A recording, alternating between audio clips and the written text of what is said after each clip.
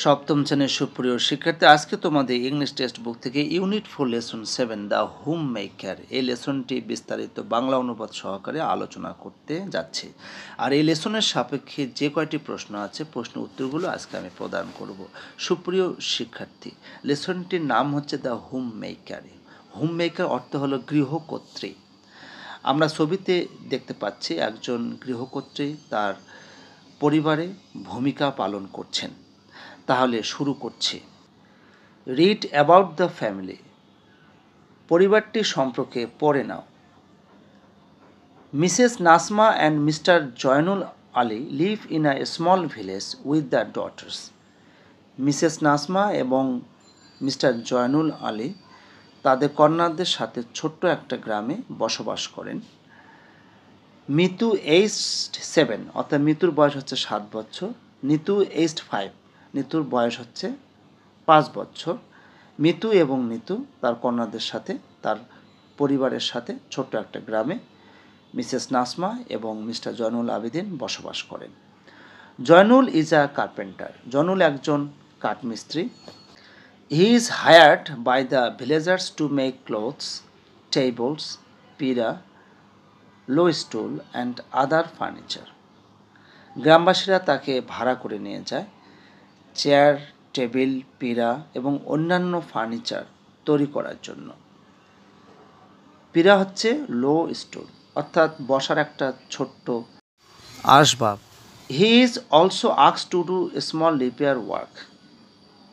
তাকে ছোটোখাটো মেরামতের কাজ করতেও বলা হয়। But Zainul does not find work every day. কিন্তু জয়নুল প্রতিদিন কাজ পায় না। He lives from hand to mouth. সে দিনে আনে দিনে খায়। Nasma does all the work at home from morning to night, rain or shine. Nasma বৃষ্টি হোক বা রৌদ্র হোক সকাল থেকে রাত পর্যন্ত তার বাড়িতে সকল প্রকার কাজ করে থাকে। Sometimes she sits with Mitu and Nitu and teaches them Bangla and English alphabets and some numbers. মাঝে মাঝে সে মিতু এবং নিতুর সাথে বসে এবং তাদেরকে বাংলা এবং ইংলিশ বর্ণমালা পড়ায় এবং কিছু সংখ্যা শেখায়। They do not go to school. তারা স্কুলে যায় না। Nasma could study only up to class 5। Nasma class 5 পর্যন্ত পড়াশোনা করতে পেরেছে। Zainul could not study. Zainul পড়াশোনা করতে পারে নাই। এখন দেখি ডি নাম্বার অ্যাক্টিভিটিতে কি বলা হচ্ছে। নাসমা এবং জয়নুল কি কি কাজ করে তার তালিকা এখানে আমাদের প্রস্তুত করতে হবে। তার মধ্যে নাসমা কি কি করে এখানে তালিকা দেওয়া আছে। কুকস মানে তিনি রান্না করেন। ওয়াশেস ক্লোথস মানে পোশাক অর্থাৎ কাপড় ধৌত করেন। ক্লিনস মানে পরিষ্কার করেন। তো ক্লিনস আমরা এখানে লিখতে পারি হোমস, অর্থাৎ বাড়িঘর পরিষ্কার করেন। লিস্টে বি, এখন জয়নুল কি কি করেন। মেক্স স্টুলস। স্টুল মানে ছোটো পীড়া। জয়নুল আর কি কি করেন আমরা প্যাসেজ থেকে লিখতে পারি। আমরা লিখব এভাবে, মেক্স চেয়ার, টেবলস, পীড়া অ্যান্ড আদার ফার্নিচার। তারপরে লিখব হচ্ছে ডাস স্মল রিপেয়ার ওয়ার্ক। এগুলো জয়নুল করে থাকে তার গ্রাম। এরপরে জেনে নিই ই নাম্বার অ্যাক্টিভিটিতে কি দেওয়া রয়েছে।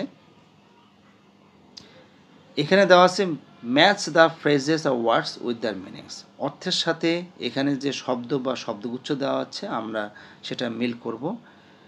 Leave from hand to mouth, এটা মানে হচ্ছে দিনে আনে দিনে খায়, অর্থাৎ একদিনে যতটুকু উপার্জন করে ততটুকুই খরচ করে ফেলে। তো এটার সাথে মিলবে হচ্ছে এটি, spend all the money you earn on basic needs. Example food and clothes, you can not save any money.